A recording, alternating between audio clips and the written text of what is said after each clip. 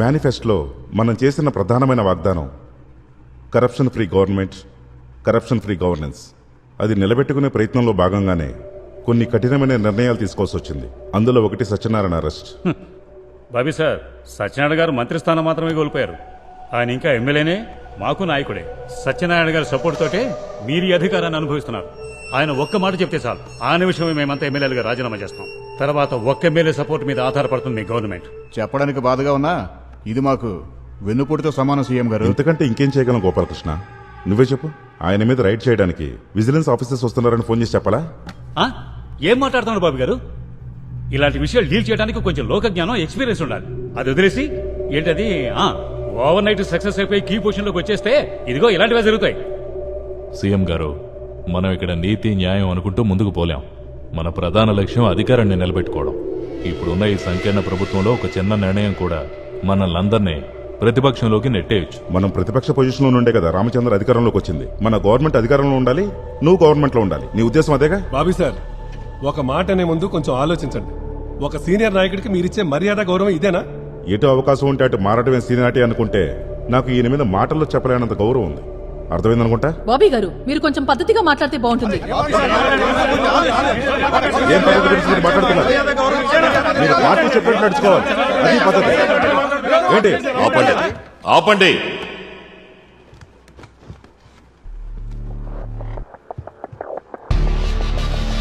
సత్యనారాయణ మీద మాత్రమే కాదు, మిస్టర్ రామచంద్ర, మీ మీద కూడా చాలా కంప్లైంట్స్ ఉన్నాయి.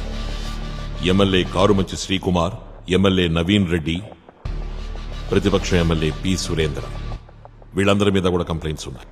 ఏదేమైనా నేను వీళ్ల మీద ఎంక్వైరీకి ఆదేశించాను. ఆరోపణలు రుజువైతే చట్టపరంగా చర్యలుంటాయి.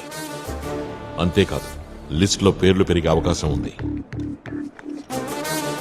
అది చీఫ్ సెక్రటరీ ఇక్కడ కూర్చున్నప్పుడే అర్థమైంది.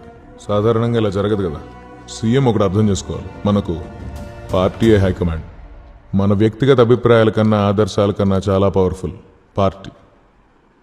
మన పార్టీలో ఎంతమంది సభ్యులున్నారు? ఏంటి? మన పార్టీలో ఎంతమందికి సభ్యత్వం ఉంది? 15 లక్షలు. 15 లక్షలు. నేను ఈ 15 లక్షల మందికి మాత్రమే ముఖ్యమంత్రిని కాను. తెలంగాణ రాష్ట్రంలో ఉన్న 3.5 కోట్ల జనాలకి నేను ముఖ్యమంత్రిని. అప్పుడు నేనెవరి పక్షాన ఉండాలి? నేను ఓవర్ నైట్ సక్సెస్ అయ్యానని కొంతమంది పొగుడుతారు, కొంతమంది విమర్శిస్తారు. కానీ మూర్తి గారు, కరెక్ట్గా 32 సంవత్సరాల 7 నెలలు పట్టింది నాకు ఈ ఓవర్ నైట్ సక్సెస్ రావడానికి. మన రాష్ట్ర ప్రభుత్వానికి గానీ, పార్టీకి గానీ కళంకం తెచ్చే వ్యక్తుల ఆటల్ని నేను ముఖ్యమంత్రిగా ఎలాంటి పరిస్థితుల్లోనూ అనుమతించను. ఇది ఫైనల్. సీఎం, అందరం ఇప్పుడు ఇక్కడే ఉన్నాం. నీకు ధైర్యం ఉంటే ఫైల్ మీద ఇప్పుడే సైన్ చేయి. ధైర్యం ఉందా నీకు?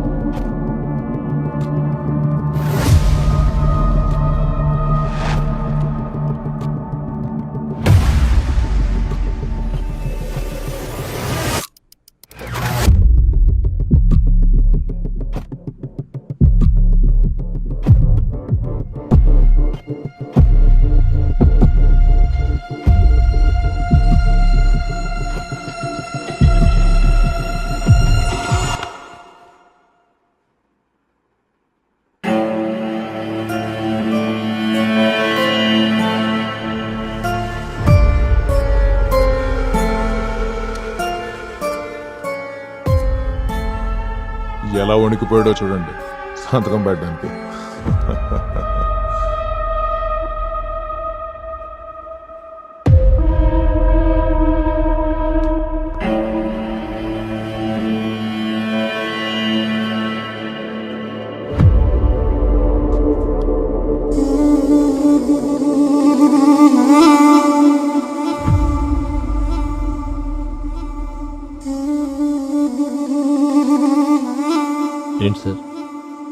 నా ఆఫీస్ సార్ అది థర్డ్ ఫ్లోర్ కదా?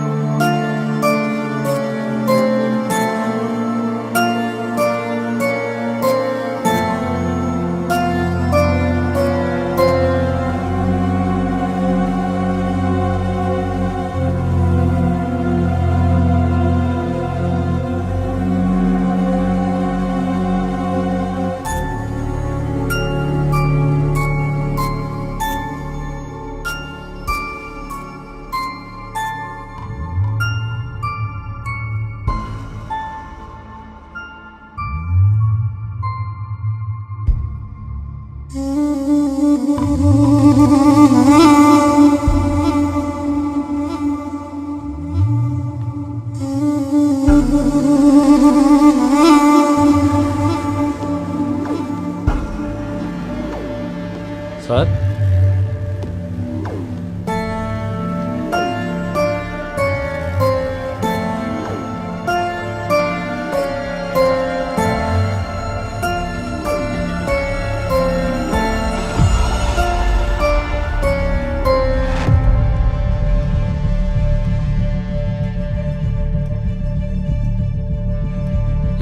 సార్ ఈ ఫైల్స్ని ఫార్వర్డ్ చేయమంటారా?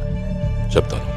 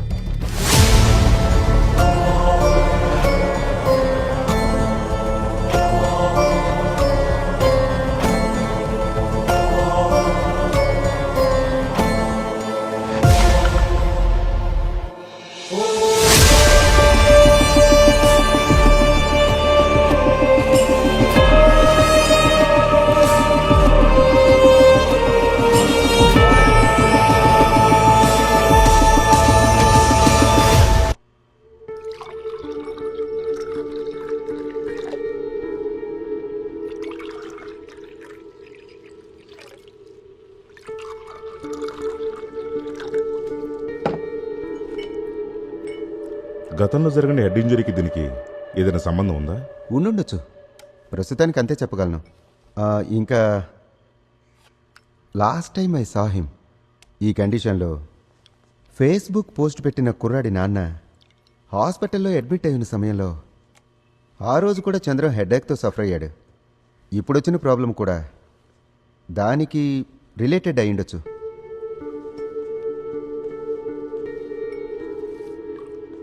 రోజు తీసుకోవాల్సిన మెడిసిన్స్ని వారానికి ఒక్కసారి తీసుకుంటున్నాడు. అది వేరే ఎవరికో ఫేవర్ చేసినట్టుగా. ఇదిగో టీ తాగు.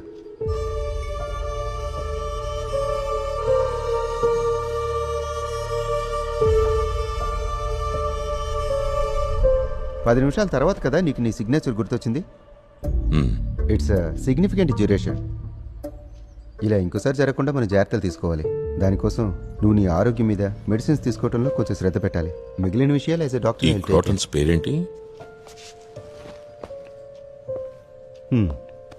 ఈ వ్యక్తికి అడ్వైజ్ ఇవ్వడం అంటే ఫూల్ అయిపోవడమే.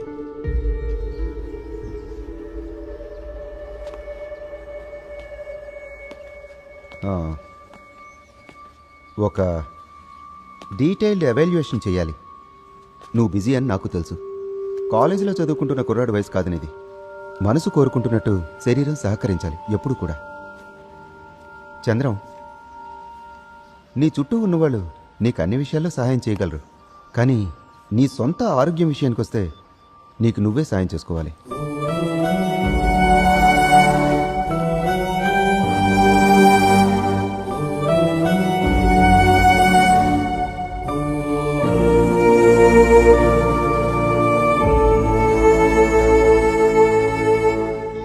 అంకుల్ బ్రేక్ఫాస్ట్ చెయ్యొద్దు 8 కల్లా మేము ఇంటికి వెళ్ళిపోవాలి. అబ్బాయి నిద్రలేచాడా? ఆహా ఇంకా నిద్రపోతూనే ఉన్నాడు. కెనడా వెళ్లేలోపు ఇంకోసారి వచ్చి వెళ్తాం. బాబీ అని ఇక్కడికి వచ్చి వెళ్తున్నాడు అంకుల్. దాదాపు రోజు వస్తూనే ఉంటాడు. ఈ రోజు కూడా వచ్చాడు. చంద్రం బాబీ కలిసి డాక్టర్ని కలవడానికి వెళ్ళారు. అదే నువ్వు హై స్కూల్లో చదువుకునేటప్పుడు చంద్రం ఓ రోజు అన్నీ మర్చిపోయాడు. మళ్ళీ ఇంకోసారి అలా జరగదని అనుకున్నాం, కానీ ఈ రోజు ఉదయం మళ్ళీ మర్చిపోయాడు. ప్రాబ్లం ఏం లేదని డాక్టర్ చెప్పాడు. కానీ అందరం ఇక్కడే ఉన్నాం కదా. నేను దూరంగా వెళ్ళిపోతున్నాను కదా అంకుల్. ఆయన కూడా అందరిలాగే పెళ్లి చేసుకుని ఉంటే నాకు టెన్షన్ ఉండేది కాదు. కానీ ఇప్పుడు అదెలా జరుగుతుంది? ఈ వివాహ జీవితంలోకి వెళ్ళటం అంటే సమస్యల్లో ఇరుక్కోవటమే అని చెప్తుంటాడు. ఇంకో పక్క అందరి సమస్యలు తెచ్చి నెత్తిన పెట్టుకుంటాడు.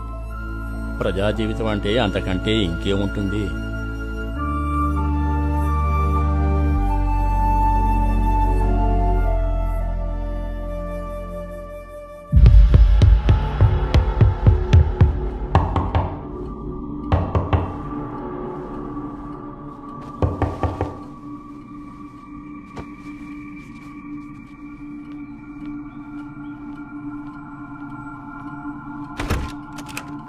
సార్, డీసీపీ గారు లైన్లో ఉన్నారు.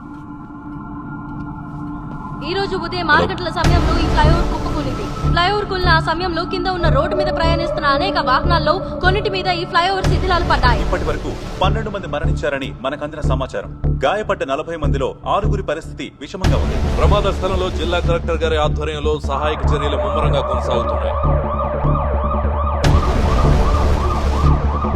ఈ బ్రిడ్జ్ నిర్మాణంలో భారీగా అవకతవకలు జరిగాయని, కోట్ల కొద్ది డబ్బు చేతులు మారిందని వార్తలు వస్తున్నాయి. జిల్లా కలెక్టర్ గారి ఆధ్వర్యంలో శిథిలాల తొలగింపు, బాధితులను హాస్పిటల్ తరలించే ప్రక్రియ ఇంకా కొనసాగుతుంది.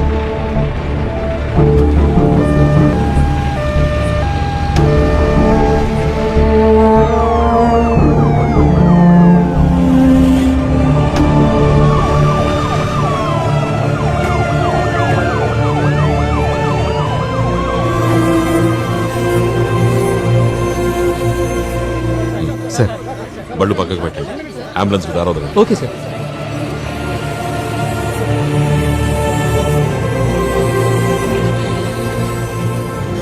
సార్, 2 మనుషులు ఆన్ ది స్పాట్ మరణించారు.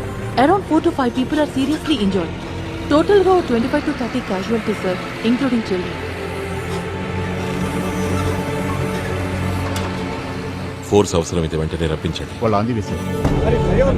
సార్, ఈ బ్రిడ్జి నిర్మాణం మీ హాయంలోనే జరిగింది. దీని గురించి మీరు ఏమంటారు సార్? చెప్పండి సార్. ఈ హాస్పిటల్ నిమ్స్ హాస్పిటల్కి తీసుకెళ్లారు సార్.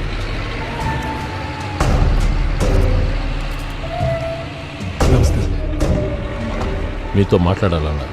హాస్పిటల్కి వచ్చేయండి.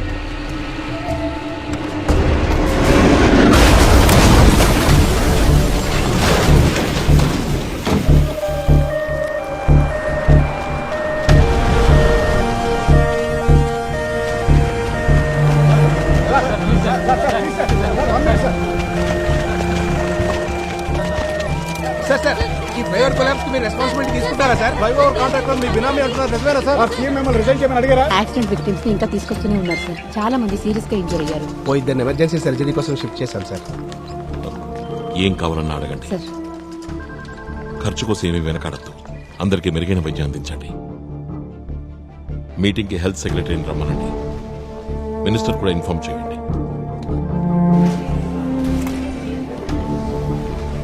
మీ ఎమ్మెల్యే ఫండ్ కూడా ఫ్లైఓవర్కి యూజ్ చేశారు కదా? అవును సార్. ఆ పేపర్ వర్క్లోనూ యూజ్ చేసిన మెటీరియల్స్లోనూ చాలా ఇష్యూస్ ఉన్నాయి. లేదు సార్, యాక్యురేట్గా ఉన్నాయి. పేపర్ వర్క్ మెటీరియల్స్ అన్ని. మరి 3 ఇసుక 7 సిమెంట్ కలిపితే ఎందుకు కూలిపోయింది రాజా? ఆ? ఈ ఫ్లైఓవర్ కన్స్ట్రక్షన్ లో నువ్వు చేసిన అవకతవకలపై ఇంటెలిజెన్స్ రిపోర్ట్ నాకు నిన్నే అందింది. నేనేదో ఒక యాక్షన్ తీసుకునే లోపే 3 కోట్లు ఒక ఫ్లైఓవర్ కన్స్ట్రక్షన్ లోనే తినేసావంటే మాట్లాడద్దు. కావలసినంత ఎవిడెన్స్ ఉంది నా దగ్గర. బాబీ గారు, ఏదైనా క్రైసిస్ వచ్చినప్పుడు ఒకరికొకరు సపోర్ట్ గా ఉండాలి కదా. మరణించిన వాళ్ళ కుటుంబానికి, గాయపడ్డ వారికి నష్టపరిహారం చెల్లించి ఈ విషయాన్ని అక్కడితో వదిలేస్తాననుకోకు. ఎమ్మెల్యేగా నువ్వు రాజీనామా ఇవ్వు. సీఎం గారు ఏంటిది? ఎంక్వైరీ కంప్లీట్ అవని తర్వాత చేయిద్దాం రిజిగ్నేషన్. ఏమాత్రం నీలో నీతి నిజాయితీ మిగిలిన్నా వెంటనే రాజీనామా చెయ్యి. నేను మంత్రిని అయి ఉంటే మంత్రి పదవి నుంచి దిగిపోమని నన్ను అడగొచ్చు. అది సీఎంగా నీ అధికారం, నీ హక్కు. ఎమ్మెల్యేగా నన్ను ఎన్నుకుంది ప్రజలు. నా రాజీనామా అడిగే హక్కుంది నన్ను ఎమ్మెల్యేగా గెలిపించిన నా నియోజకవర్గ ఓటర్లకి, సీఎం కాదు. నేను వెళ్తున్నాను.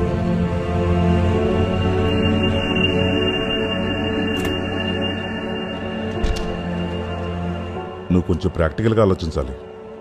కొద్ది రోజులు వెయిట్ చేస్తే ఏంటి ప్రాబ్లం? కల్ప్రిట్ అని తెలిసిన తర్వాత కూడా ఇంకా వెయిట్ చేయడంలో అర్థం లేదు. దానివల్ల వాడికే బెనిఫిట్. నువ్వు చాలా సేఫ్ పొజిషన్లో ఉన్నావు. ఏ నిర్ణయం అని నిస్సంకోచంగా తీసుకునే ప్రివిలేజ్ ఉంది. అందుకే నీతి న్యాయం అని గట్టిగా మాట్లాడుతున్నావు. కానీ ఇలాంటి వాళ్ళందరినీ నీకు అనుకూలంగా ఉంచటం నా జాబ్. చాలా కష్టమైన జాబ్.